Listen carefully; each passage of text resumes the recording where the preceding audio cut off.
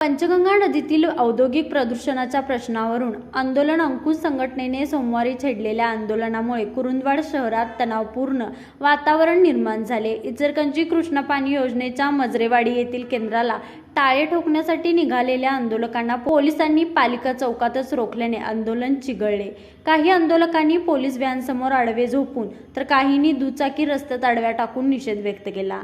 त्यामुळे सकाळी 11 ते सायंकाळी 4:30 वाजेपर्यंत पालिका चौक परिसरात वाहतुकीची मोठी कोंडी होऊन जनजीवन विस्कळीत झाले। पंचगंगा नदी प्रक्रिया केलेले रासायनिक पाणी सोडून पर्यावरणीय नियमाचे उल्लंघन होत असल्याचा आरोप आंदोलन अंकुश संघटनेने केला आहे। या प्रकरणी महाराष्ट्र प्रदूषण नियंत्रण मंडळ आणि इचलकरंजी महापालिका प्रभावी कार्यवाही करत नसल्याचा निषेधार्थ हे आंदोलन करण्यात आले। घटनास्थळी वरिष्ठ पोलीस निरीक्षक सत्यवान हाके, शिवाजीराव गायकवाड, संतोष माने यांनी परिस्थिती नियंत्रणात आणण्याचा प्रयत्न केला। त्यानंतर अप्पर पोलीस अधीक्षक अण्णासाहेब जाधव व उपअधीक्षक विक्रांत गायकवाड यांनी आंदोलकांशी चर्चा करून पोलीस ठाण्यात बैठक आयोजित केली।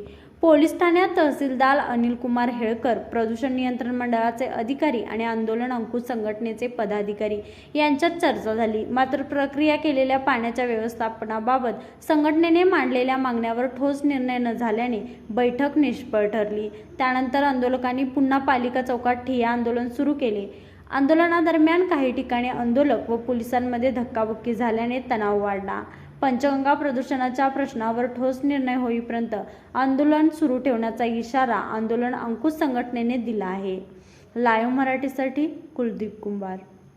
बळाचा वापर करून आमच्या पंचगंगा प्रदूषणाच्या विरोधात जे आंदोलन करायला लागले ते शेतकरी, या 11 गावचे नागरिक यांच्यावर जबरदस्ती करून आमचा जो लढा आहे तो कमकुवत करायचा प्रयत्न या भांडवलदारांनी केलेला होता। पण इथल्या सगळ्या शेतकऱ्यांनी, नागरिकांनी आणि कुरुंदवाड मधल्या बहुसंख्य नागरिकांनी या आंदोलनाच्या पाठीमागे ठामपणे भूमिका घेतल्यामुळे पोलीस बळाचा सुद्धा वापर करता येतो, यांना मर्यादा आलेल्या आहेत। आणि आता पोलीस स्टेशन मध्ये या लोकांनी बोलवून आम्हाला तिथं तडजोड करायचा प्रयत्न, यांचा दमदाटी टाकून ते होता। पण आम्ही चळवळीमध्ये 20-25 वर्ष असल्यामुळं कुणाच्या दबावाला बळी पडत नाही, हा आमचा इतिहास आहे। आणि आता सुद्धा आम्ही त्यांना ठामपणे सांगितलेलं आहे की आमच्या ज्या 2 प्रमुख मागण्या आहेत, एक तर या प्रोसेस ज्या पूर्वी सील होत्या तशा सील करून तिची शेतीची खात्री करायची आणि जेवढी शेती उपलब्ध होईल त्याच प्रमाणामध्ये तिने शेतीमध्ये पाणी सोडायचं, हा आमचा पहिला मुद्दा आहे। आणि त्याचबरोबर काळ्या ओढ्यामध्ये जो पक्का बांध घातलेला आहे त्या पक्क्या बांधाला सुद्धा पायपा घालून तिने ओपनिंग ठेवलेला आहे। गेल्या 15 दिवसापासून या इचलकरंजी महानगरपालिकेच्या आयुक्तांना आणि महापौरांना आम्ही सांगायला लागलोय ते ओपनिंग बंद करा आणि काळा ओढा पूर्णपणे ब्लॉक करा, ते सुद्धा अजून केलेलं नाही। हे 2 मुद्दे जोपर्यंत सुटत नाहीत तोपर्यंत आम्ही आता इथं उपोषण सुरू केलेलं आहे।